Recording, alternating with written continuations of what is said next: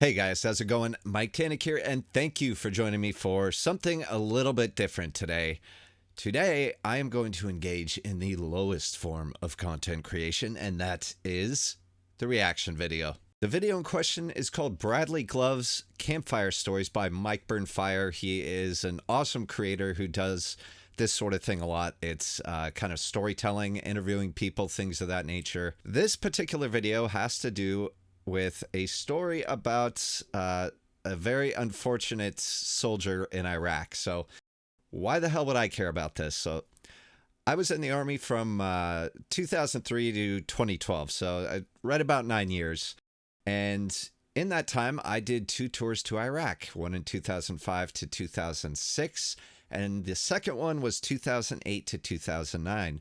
I was a human intelligence collector, so I collected intelligence from humans. Make of that what you will, but this video is not about me. I just wanted to let you know why I care about this. There will probably be a little bit more about my experiences as we go along. So this was requested by a dear friend of the channel and channel member, Faris Atoura. So Faris, our fates are linked on this one. This video cannot do worse than anything else I've been doing lately, right? This video cannot do worse than anything else I've done recently, so I am not too concerned about it, but it'll be fun to do something a little bit different, give my perspective. Let's listen to this. To clear up Bradley at one point? Why would they call you a small arms repairman? Because technically a Bradley is small arms? Yeah, technically, as far as the Army is concerned, the M242 chain gun on the front of a Bradley is considered small arms. Good grief. So are 155mm howitzers. I don't know how much larger small guns can get. I think their logic behind it was, well, it's small enough that a person could theoretically move it, so it must be small arms. Oh, the truck broke down. Get our small arms repairman in over here. Yeah, a 6-cylinder engine is kind of like a gun. So, from what I gather, what they're talking about is a Bradley fighting vehicle. It is an armored personnel carrier with a chain gun on it, as they mentioned, that fires explosive rounds. So, it is a murder machine, and not one that you or anyone else would probably want to face off against. So he's talking about getting called out to, I'm guessing, clear the main gun on it. This chain gun. I would tell the story about me having to clear the Bradley, but it is a long story and it kind of makes me really angry. So one night I'm sleeping in my barracks room in Iraq. Someone comes and starts pounding on my door, wakes me up. Specialist, get up, get up. There's someone on the phone for you. Alright, fine. So I go answer the phone. And it's somebody from one of the other companies, and they're telling me, we need you to come over to this gate over here and clear Bradley. What do you mean clear Bradley? Well, we need you to come make sure that the main gun on this Bradley is cleared. I mean, I can do that theoretically. I haven't worked on one since I was in, like, job training, but alright, where's the gunner? Well, he's gone. Where's the driver? He's gone too. Where's the tank commander? He is also gone. Where was everybody? Out to lunch? When they said gone, I assumed they meant that everybody in this Bradley had been killed and they had towed it back to the gate and that they needed me to come clear it before they brought it into the base, because you can't just be driving a armored vehicle around with a 25mm chain gun loaded on it through a base with people in it. Why not? You know somebody would be stupid and be like, look, I'm a gunner, haha, and then they would just rip 12 rounds through the side of a building. He's joking, but he's also not joking. Anyway, this is not Mike Tannick's story time. This is this story time. Okay, fair enough. So the next day I found out from somebody else that what had happened is some of the people on gate guard had noticed that there was just a Bradley driving up and down one of the main routes by itself with no other vehicles with it. That's abnormal. They're normally part of a caravan, right? Yeah, they're normally part of a convoy. Why is this Bradley driving around by itself? So they get in a Humvee, they drive out to there, and they find this Bradley. They have to get in its way because it keeps trying to drive away. That's so weird. They can't get a hold of him on any radio frequencies.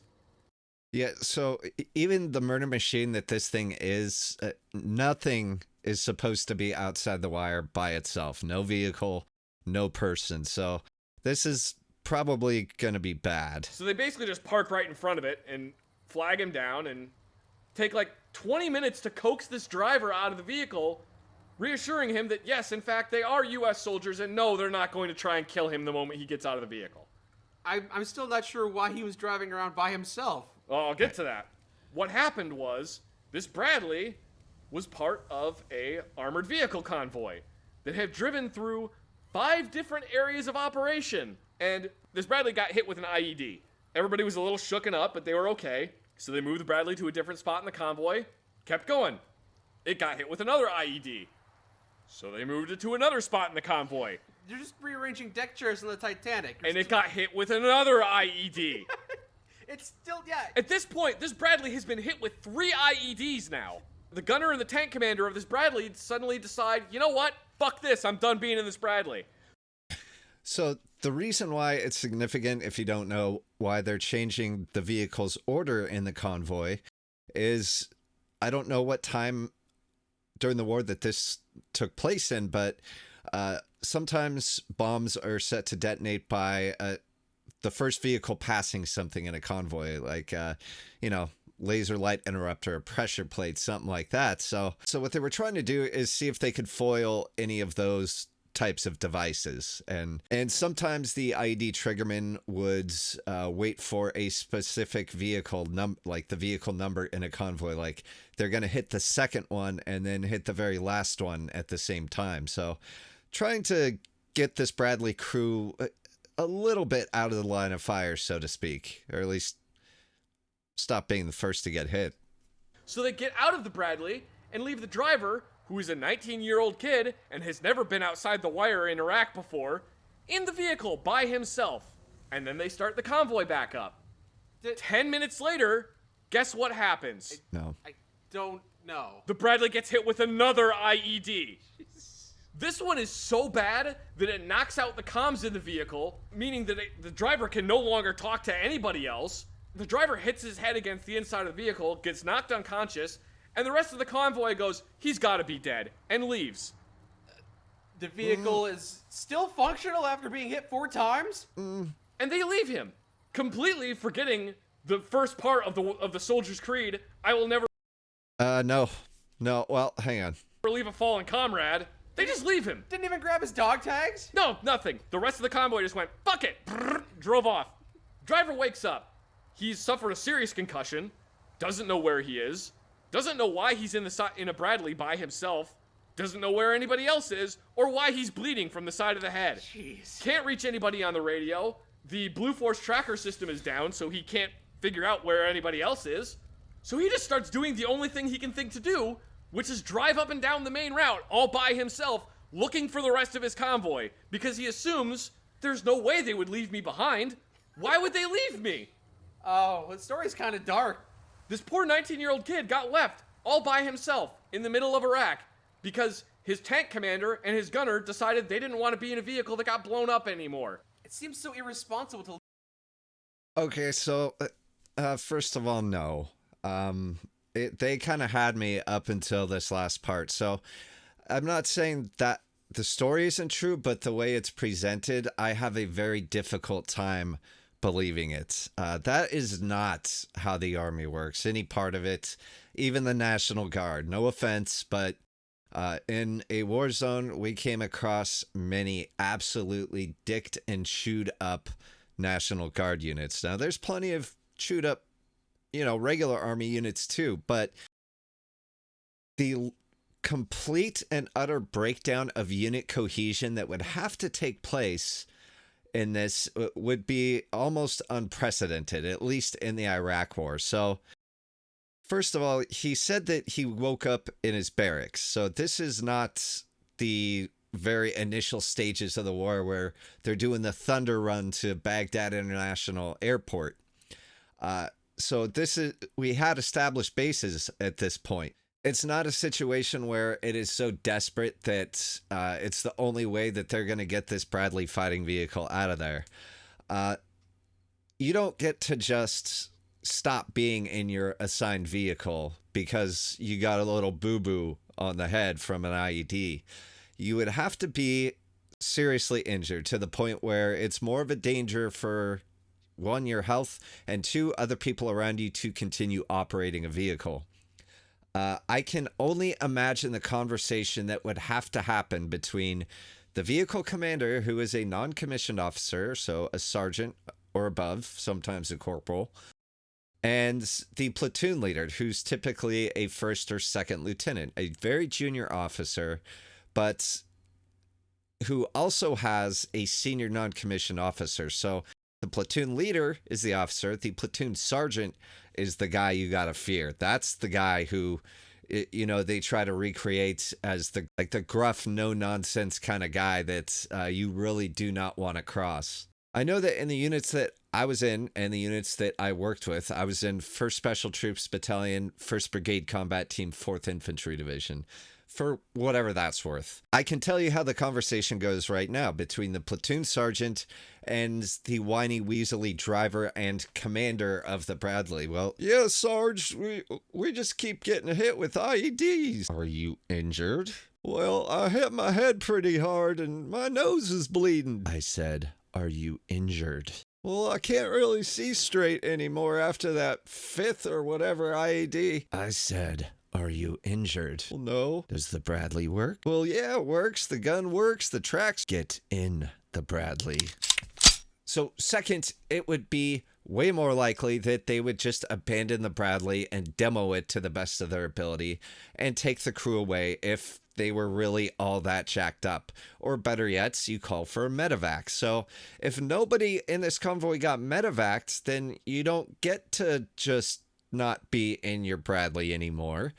So if it were that situation and they were that injured to where they could not continue, they would have been medevaced. A big helicopter would come and whisk them away, and they would tow the Bradley or figure out some other arrangement to leave it fully operational.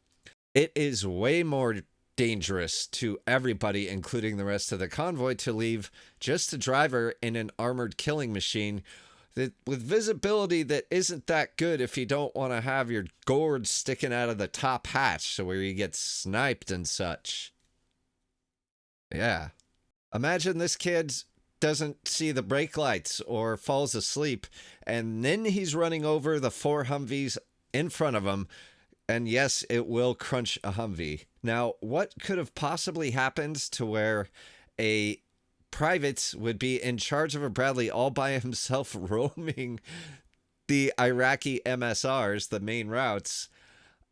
God knows. I think it's also way more likely that if this dude did end up in a Bradley by himself, it wasn't because his unit left him to die in Iraq after 5 IEDs. That sounds like a bullshit story you would hear at the bar. I think if that did happen, it was probably because, 1, the soldier went on a rampage by himself.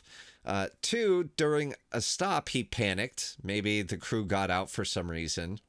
Or 3, somebody in that convoy really did screw up and left a private in charge, and he got separated from his unit. Frequently, the Bradleys would be left at the rear of a convoy to kind of, hand out some freedom to anyone who tried to blow up the rest of the convoy.